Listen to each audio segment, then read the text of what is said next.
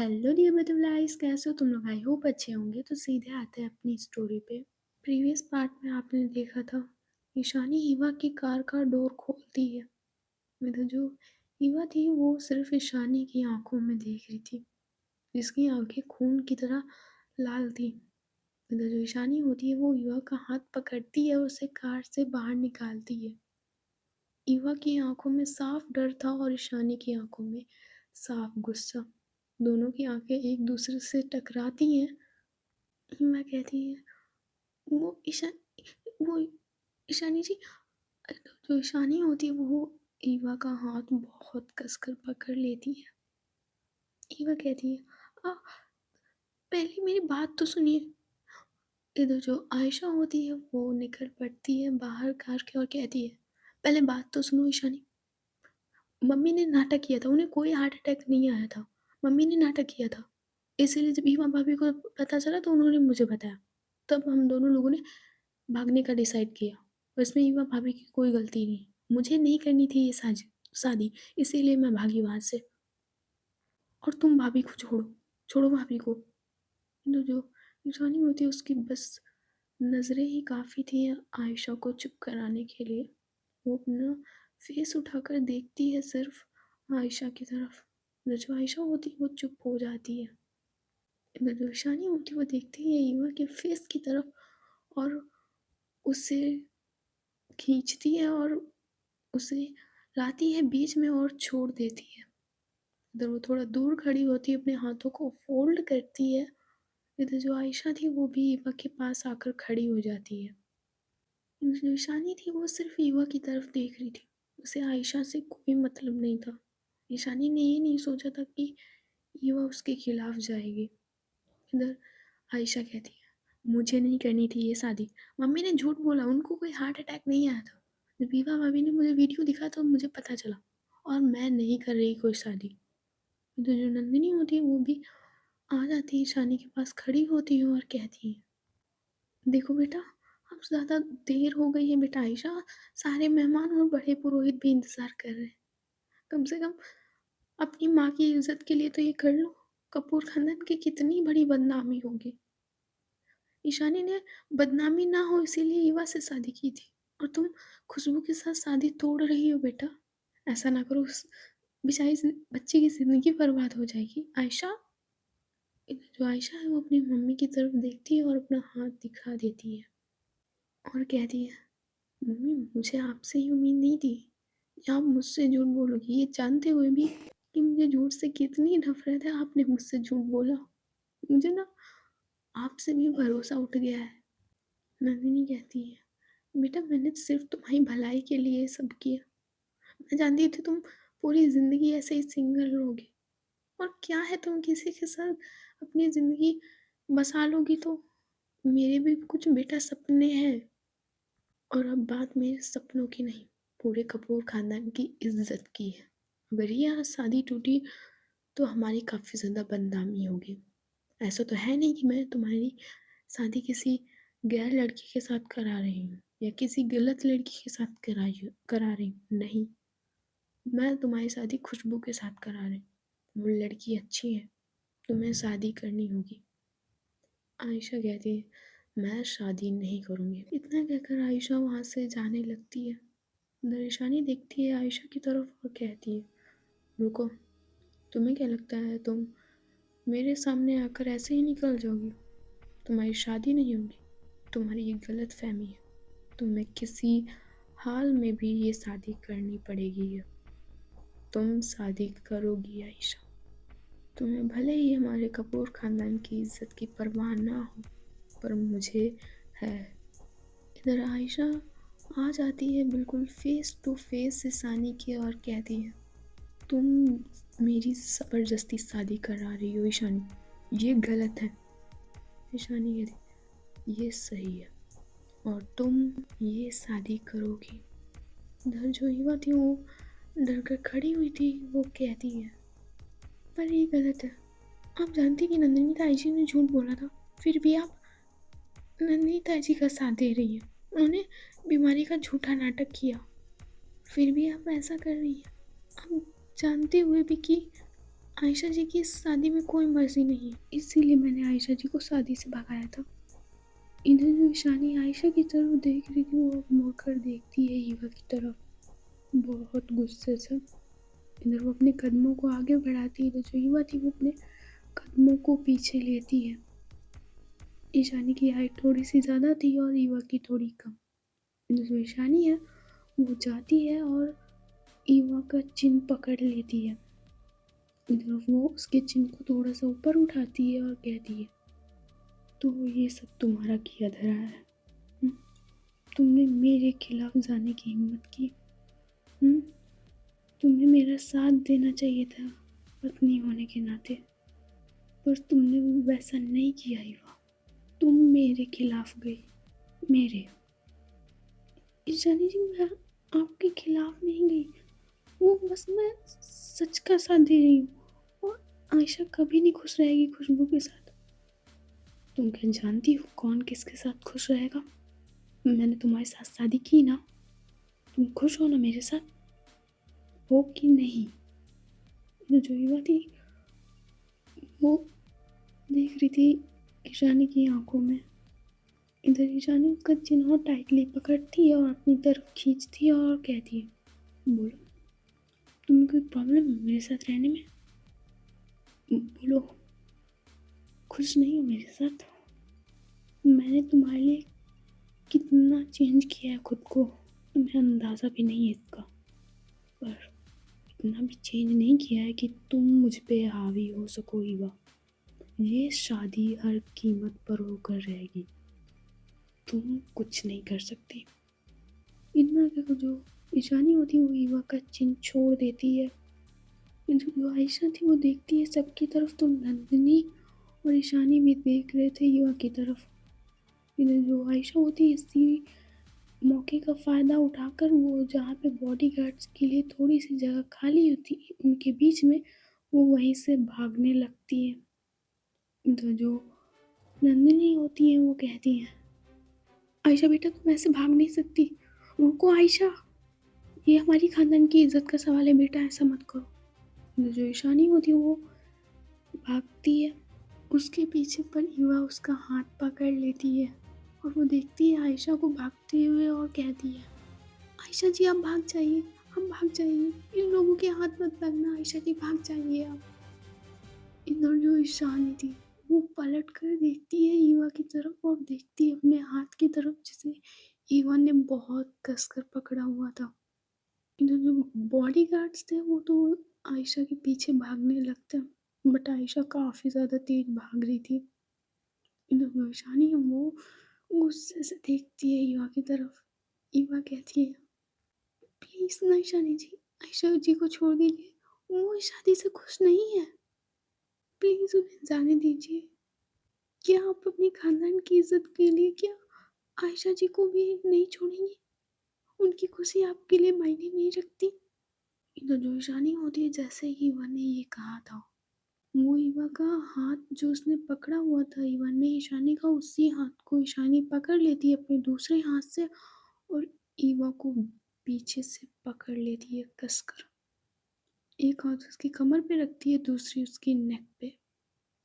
इधर ईवा कहती है, प्लीज़ ईशानी जी बॉडीगार्ड्स को बुला लीजिए, प्लीज़ आयशा जी को चले जाने दीजिए, आपको क्या अपनी बहन की भी परवाह नहीं है?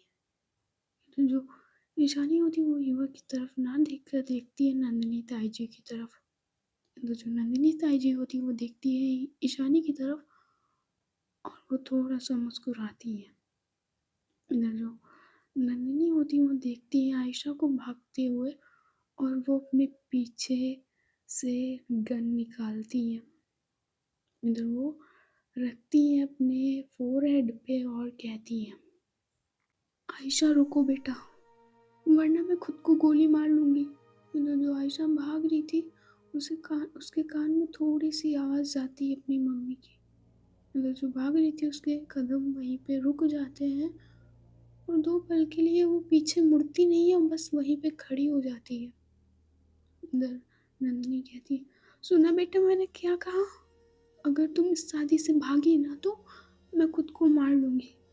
तुम्हें मेरी लाश पे से जाना होगा बेटा, तुम भाग जाओ। तुम भाग जाओ, पर तुम मेरी चिता को अग्नि दोगी बेटा अगर तुम यहाँ से आज चली गई। इधर आयशा पलट के देखती है तो नंदिनी ने अपने सर पे गन रखी होती है। जो युवा होती है वो खुद को ईशानी से छुड़ाने की कोशिश करते हुए कहती है, आयशा जी आप इन लोगों की बातें मत सुनिए, आप भाग जाइए यहाँ से। तो जो ईशानी होती वो एक हाथ उसने उसकी कमर पे रखा था, दूसरा उसके मुंह पे रख देती है और उसको बहुत तेज पकड़ लेती है। तो जो युवा होती है वो झटपटा रही थी ईशानी की एक बाहों में। नंदिनी आंखों में आंसू लाते हुए कहती, बेटा पता है एक माँ के लिए क्या होता है? उसके लिए सबसे बड़ी बदनामी होती कि उसका बच्चा शादी से भाग जाए, पूरे समाज में हमारी थू थू हो जाएगी। बेटा ऐसा ना करो, वैसे भी मैं इसके बाद मर ही जाऊंगी तुम्हारी इन हरकतों से। इससे अच्छा है कि मैं अभी ही मर जाती हूँ। तुम मेरी लाश पे से जाओगी आयशा। बेटा शादी कर लो वरना मैं यही खुद को मार दूंगी। तुम अपनी माँ की लाश देखोगी या? आयशा कहती है, मम्मी आप ऐसा कुछ नहीं करोगी। मम्मी मेरी खुशी इसमें नहीं है, मैं कभी भी शादी करना नहीं चाहती। मम्मी प्लीज ऐसा मत करो। नंदिनी कहती है, बेटा अब तुम्हारी बात नहीं है, तुम्हारी खुशी की बात नहीं है बेटा, अब हमारे खानदान की बात है और तुम्हें अब शादी करनी होगी वरना मैं यहीं पे अपनी जान दे दूंगी। आयशा तुम मेरी लाश पे से जाओगी, तुम्हारी आज़ादी मेरी लाश पे से होकर जाएगी बेटा, वरना शादी कर लो। तुम्हारी माँ जीते जी मर जाएगी तुम्हारे सामने। एक काम करो, तुम ही मुझे क्यों नहीं मार देती, मार क्यों नहीं देती हो? लगता नहीं अब तुम में और सौर्य में कुछ फर्क रह गया है। वो भी मेरी बात नहीं सुनता और तुम भी नहीं सुनती। न पति साथ है न बच्चे, तो मैं क्या जी कर करूँगी? मेरे भी सपने थे कि मैं भी अपने पोती पोतियों का चेहरा देखूं, पर लगता है ये सपना अधूरा ही रह जाएगा। अपने बच्चों का घर बसता हुआ देखूं, परेशानी बेटा लगता है मेरा ये सपना अधूरा ही रह जाएगा। इतना कहकर जो नंदिनी होती है वो गन को लोड करती है। आयशा कहती मम्मी नहीं ऐसा मत करो मम्मी, मम्मी। तो जो ईशानी होती है वो कहती है, ताई जी ऐसा मत करिए। आयशा तुम्हारे अंदर जरा भी शर्म नहीं है कि तुम ताई जी को मरता हुआ देख सकती हो सिर्फ अपनी खुशी के लिए, बेकार से जिद के लिए। ये तो जो युवा होती है वो अपना सिर ऊपर करके देखती है ईशानी को। तो जो आयशा थी वो अपने घुटनों के बल बैठ जाती है, उसकी आंखों से आंसू गिर रहे थे। इधर नंदिनी कहती है, एक आखिरी बार अलविदा कह दो मेरी आयशा बेटा, जा रही हूँ हमेशा के लिए तुम्हें छोड़कर। मेरा अंतिम संस्कार जरूर कर देना, मेरी चिता को अग्नि तुम ही देना। इतना कहकर जो नंदिनी होती है वो अपनी आंखें बंद करती है। इधर वो शूट कर देती है, बट जो ईशानी होती है वो जल्दी से युवा को छोड़कर उनकी गन को ऊपर कर देती है। जो आयशा है वो अचानक से देखती है अपनी मम्मी की तरफ और वो डर जाती है बहुत तेज। इधर युवा भी देखती है नंदिनी की तरफ, बट वो गोली नंदिनी को नहीं लगी थी, वो हवा में फायर हो गई थी क्योंकि ईशानी ने हाथ ऊपर कर दिया था। इधर ईशानी कहती है, क्या कर रही है ताई जी? एक ऐसी लड़की के लिए जिसे आपकी फिक्र ही नहीं है, उसके लिए आप अपनी जान दे रही हैं। मैं हूं ना आपके पास, और हम सारी सोसाइटी को संभाल लेंगे, कोई हमारे खानदान पे उंगली नहीं उठाएगा। चलिए यहाँ से। इधर नंदिनी कहती है, नहीं बेटा, मैं यहाँ से ले जाऊंगी आयशा को वरना मेरी लाश ही जाएगी मेरे घर। मैं ऐसे ही मम्मी जी को चेहरा नहीं दिखाऊंगी कि मैं अपनी बेटी तक को नहीं संभाल सकी। प्रताप सही कहते हैं, मैं माँ बनने के लायक ही नहीं थी, मैंने अपने बच्चों की सही से परवरिश ही नहीं की। इतना कहकर जो नंदिनी होती है वो फिर से अपने फोरहेड पे गन रखती है। इधर ईशानी उनकी गन को थोड़ा साइड करने की कोशिश कर रही थी। वो दिल से तो नहीं चाह रही थी कि साइड करे, पर वो नाटक कर रही थी साइड करने का। इधर नंदिनी कहती बेटा मुझे मर जाने दो। ईशानी कहती है आयशा की तरफ देख के, तुम्हारा दिल गया, आयशा मर गया, एक लड़की जिसे तुम जानती तक नहीं हो, लारा, कभी प्यार का इजहार भी नहीं किया, उसके लिए पागल हो तुम? क्या अपनी माँ की परवाह नहीं है तुम्हें? मर जाएंगी वो भी। जो आयशा होती अपने आंसुओं को पोंछ कर खड़ी होती है और देखती है अपनी मम्मी की तरफ और कहती है, मम्मी ऐसी बात नहीं है, आपने हमारी परवरिश अच्छे से की है। अगर आप चाहती हो कि मेरी शादी खुशबू के साथ हो तो मैं करने के लिए तैयार हूँ, पर भगवान के लिए खुद को कुछ मत करिएगा, आप ही हैं मेरे पास सिर्फ, और कोई नहीं है। इतना कहकर आयशा अपनी मम्मी के पास बढ़ने लगती है। जो नंदिनी होती है अपने हाथ से गन गिरा देती है और वो कहती है मेरी बच्ची। इतना कहकर वो अपने हाथों को फैलाती है।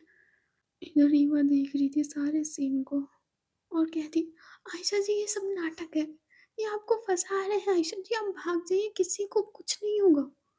इधर जो ईशानी थी वो तो पहले तो देख रही थी नंदिनी आंटी और आयशा को, इधर वो देखती है ईवा को। इधर वो जाती है ईवा के पास और उसका हाथ पकड़ती है। ईवा कहती है, ईशानी जी आप गलत कर रही हैं, आप नंदिनी आंटी को क्यों कह रही कि वो नाटक कर रही है, ऐसा ना कीजिए, ईशानी जी प्लीज आयशा को जाने दीजिए।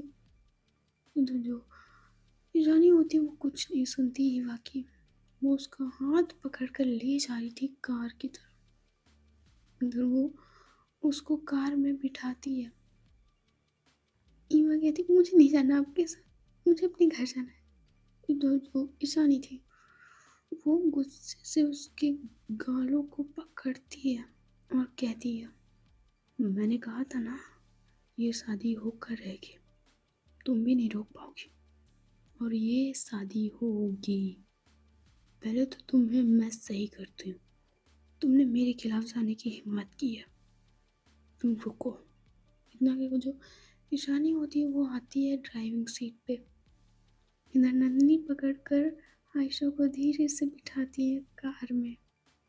इधर यहाँ से ये कार निकल जाती है।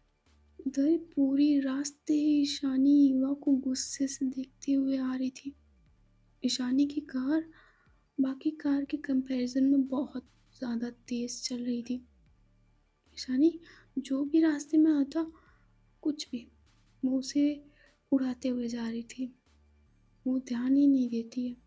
जैसे कोई भी छोटा सा इधर पेड़ या इधर ठेली या कुछ भी आता वो उड़ाते हुए जा रही थी।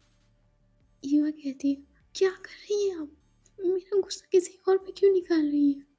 ईशानी अपनी उंगली दिखाते हुए कहती है, अगर तुम पे गुस्सा निकालना होता ना तो वो जगह कम नहीं पड़ रही थी, वहीं पे जो हाल करती ना तुम्हारा, तुम याद रखती ईवा।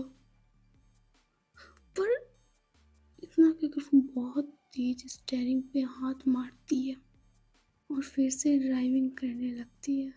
तो जो ईवा थी उसके आंखों में खौफ अब बस चुका था। दूसरी तरफ कपूर मैंसन में जो सौर्य और प्रताप होते हैं वो देखते हैं एक दूसरे की तरफ और कहते हैं, क्या बात है सौर्य, ना ही ईशानी दिख रही है, ना ही तुम्हारी मम्मी दिख रही है और ना ही आयशा दिख रही है, कहाँ गए ये सब लोग? सौर्य कहता है, पापा पता नहीं, मैंने बाहर तो जाते हुए देखा था पर पता नहीं कहाँ गए हैं। पापा पापा वो देखो, वो वही है ना, वो न्यूज़ चैनल, वो अंगद, लारा का पति ना। पापा यही था उस दिन जो हमारी फैक्ट्री को बंद करवाने की, स्टार्ट होने से पहले वो बंद करवाने की बात कर रहा था। पापा यही है, बता दे साले को भी यही मौत के घाट उतार दूं मैं पापा। जो प्रताप होते हैं वो उसके कंधे पे हाथ रखते हैं और कहते हैं, पागल मत बनो अभी, हम फैक्ट्री तो इलेक्शन के बाद भी खोल सकते हैं, तब तो हमारा राज ही होगा झांसी पे, तब तक शांत बैठो।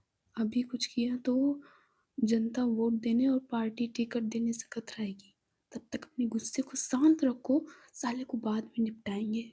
जितना उछल रहा है, इसको साले को बाद में निपटाएँगे। इधर सॉरी पर पापा साला सामने इसको मार नहीं देते हम। इधर प्रताप कहते हैं, चुप रहो।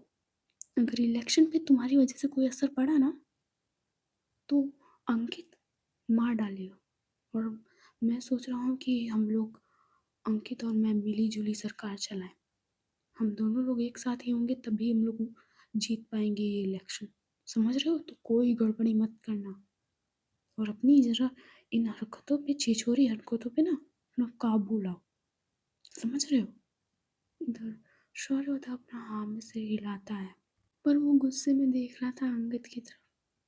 इधर जो दादी थी वो पुरोहित जी को इधर उधर घुमाने की कोशिश कर रही थी। उधर जो श्वेता होती है वो आती है दादी के पास और उनके कान में कहती है, मम्मी जी अभी भी ईशानी और नंदिनी आयशा को लेकर नहीं आए हैं। दादी कहती है आ रहे होंगे, तुम चिंता मत करो। ईशानी गई है ना, वो उसे लेकर आएगी किसी भी हालत में। तुम तो जानती हो अपनी बेटी को, मुझे बताने की ज़रूरत ही नहीं पड़नी चाहिए वैसे तो।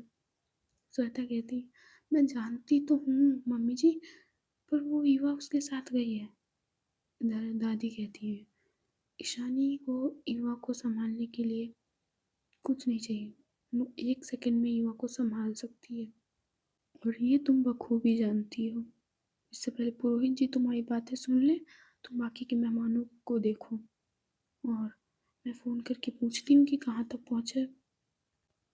श्वेता होती है ना हमें सिर हिला के वहाँ से चली जाती है।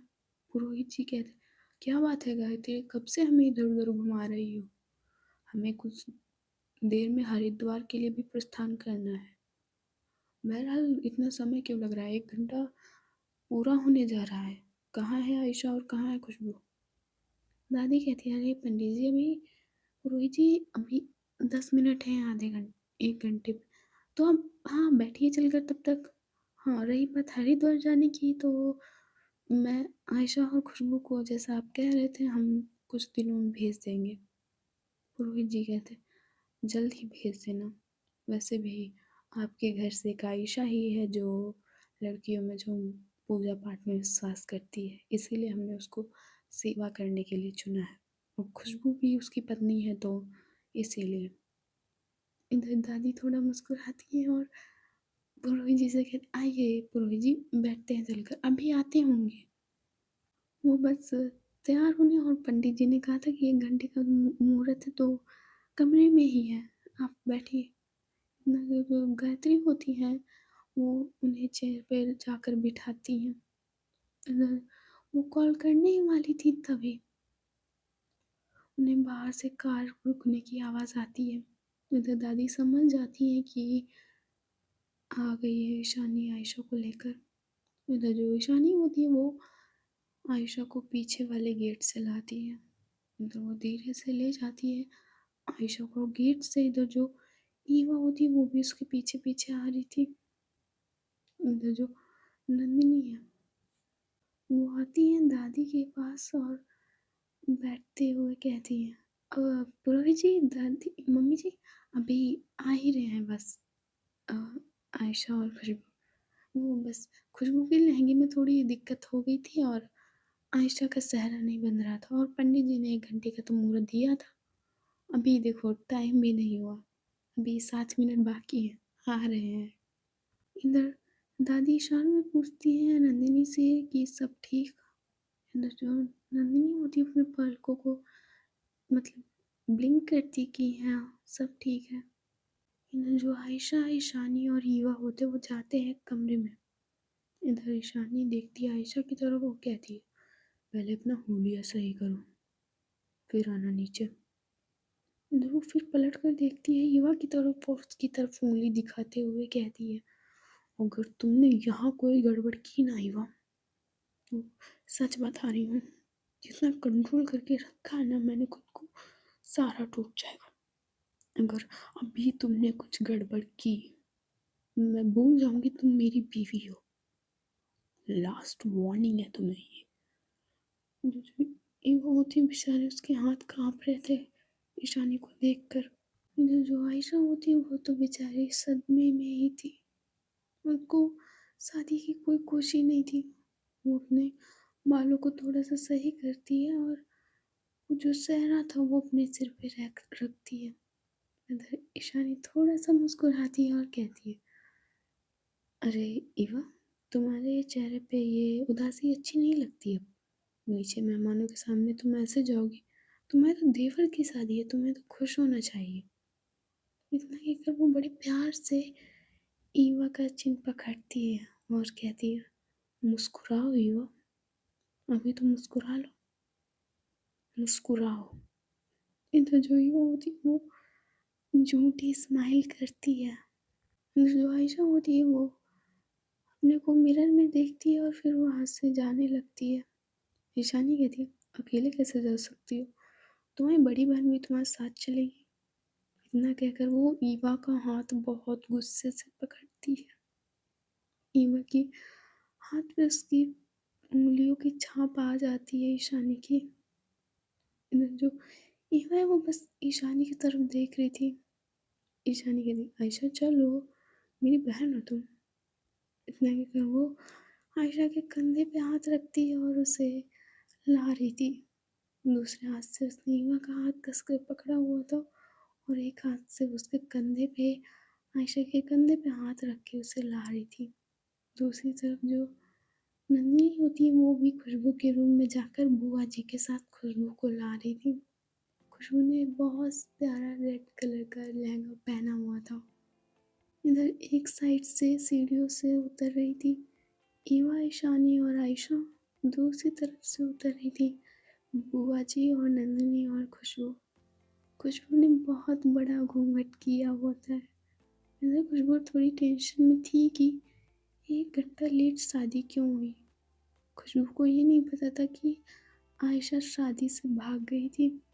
जो खुशबू होती है वो थोड़ा सा घूंघट उठाकर देखती है आयशा, ईशानी और ईवा की तरफ। इधर नंदिनी कहती है, "बेटा खुशबू, अच्छी बात नहीं होती है, अच्छा शगुन नहीं होता, अपने घूंघट को नीचे ही रखो।" इतना कहकर वो खुशबू के कंधों पे हाथ रखकर उसे नीचे ला रही थी।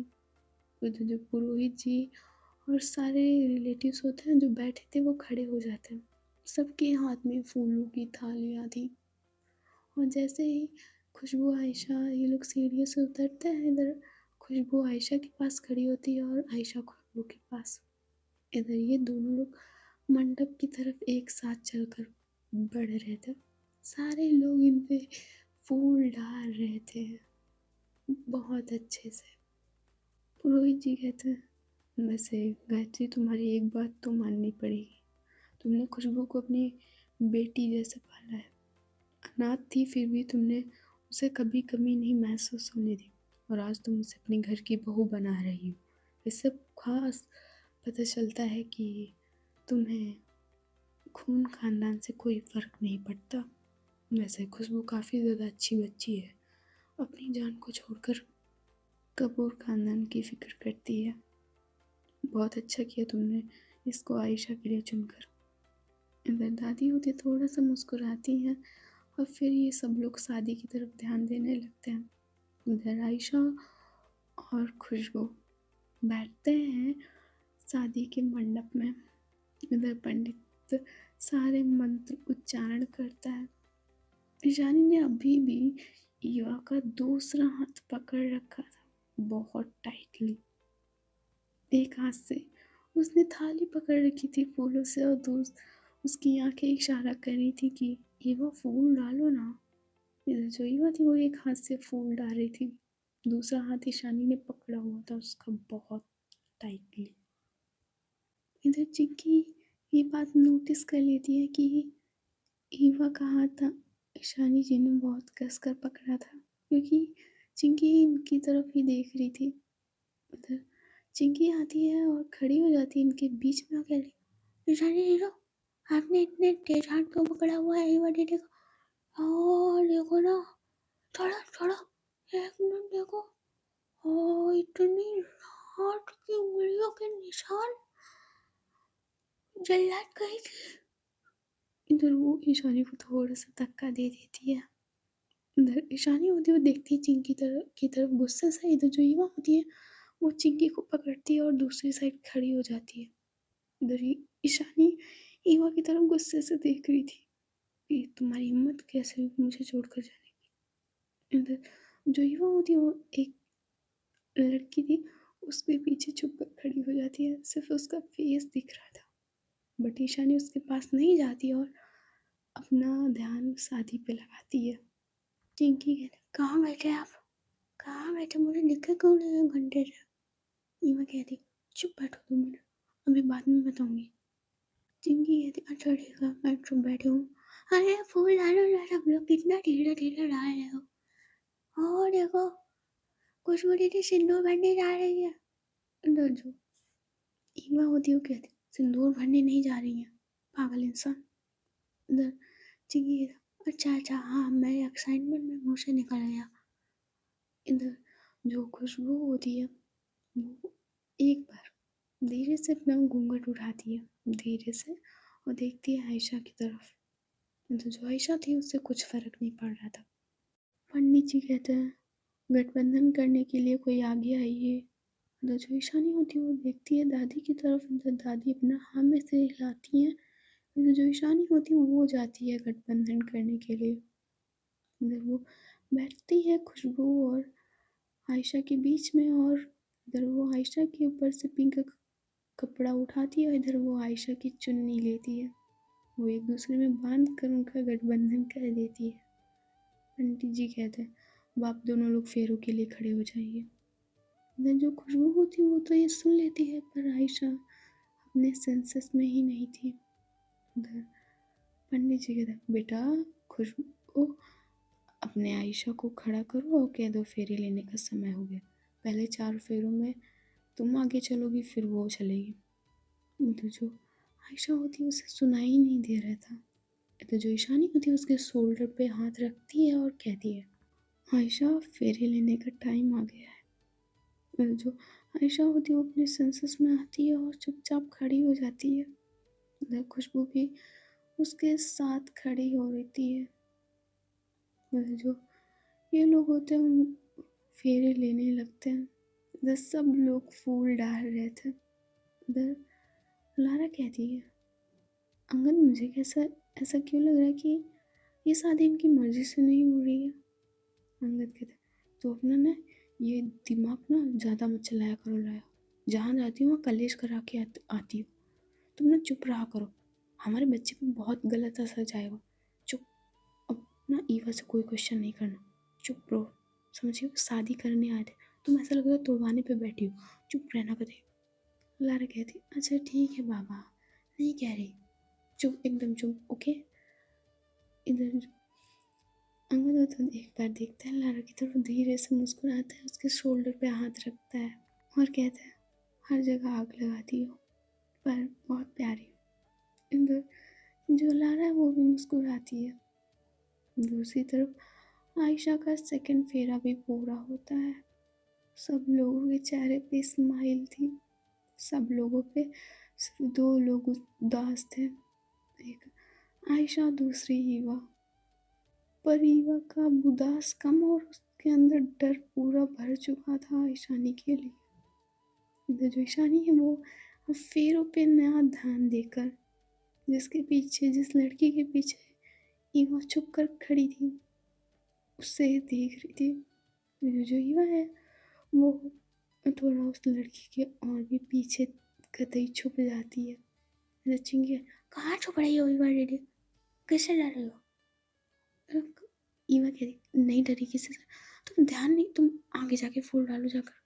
इधर जो चिंकी होती है वो एक्साइटमेंट में ईवा को छोड़ भी देती है कि लो।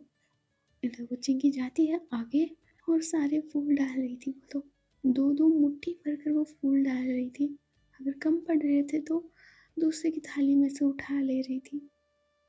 पंडित कहते हैं 4 फेरे कंप्लीट हुए, अब दुल्हन को आगे चलने दीजिए। इधर जो खुशबू होती है वो चलती है आगे। इधर पंडित कहते हैं आप लोग 5वां वचन लीजिए कि जिंदगी बस साथ निभाएंगे। इधर जो खुशबू होती है वो इस सब वचन को दोहराती है। इधर आयशा वो वचन नहीं बोलती है। इधर पंडित कहते वचन लीजिए आप दोनों लोग। इधर आयशा कहती है हम जिंदगी भर एक दूसरे का साथ निभाएंगे। ऐसे ही आयशा खुशबू को सारे वचन देती है। इन लोगों के सातों फेरे कंप्लीट हो चुके थे। मतलब जो दादी और नंदिनी होते हैं वो देखते हैं एक दूसरे की तरफ और धीरे से मुस्कुराते हैं। नंदिनी कहती है मम्मी जी मैं बहुत खुश हूँ कि मेरी बच्ची का घर बस गया। दादी कहती होना ही था, तुम्हारी जैसी माँ और हमारे जैसा परिवार मिला है, कैसे हमारी बच्ची शादी ना करती। इधर जो इतना कहकर ये लोग देखते हैं इन दोनों की तरफ। मतलब पंडित जी कहते हैं आप लोग विराजमान होइए, अब सिंदूर की रस्म करते हैं। मतलब जो आयशा और खुशबू होते हैं वो बैठ जाते हैं। इधर पंडित जी बैठते हैं और उनके हाथ में जो थाली थी उसमें सिंदूर की डिब्बी उठाकर आयशा को पकड़ाते हुए कहते हैं बेटा अब वधू के मांग में सिंदूर भरिए। और जो आयशा होती है उसके हाथ कांप रहे थे बेचारी के। वो धीरे से सिंदूर की डिब्बी पकड़ती है और उसमें से चुटकी भर सिंदूर लेती है और ले जाई थी खुशबू की मांग की तरफ।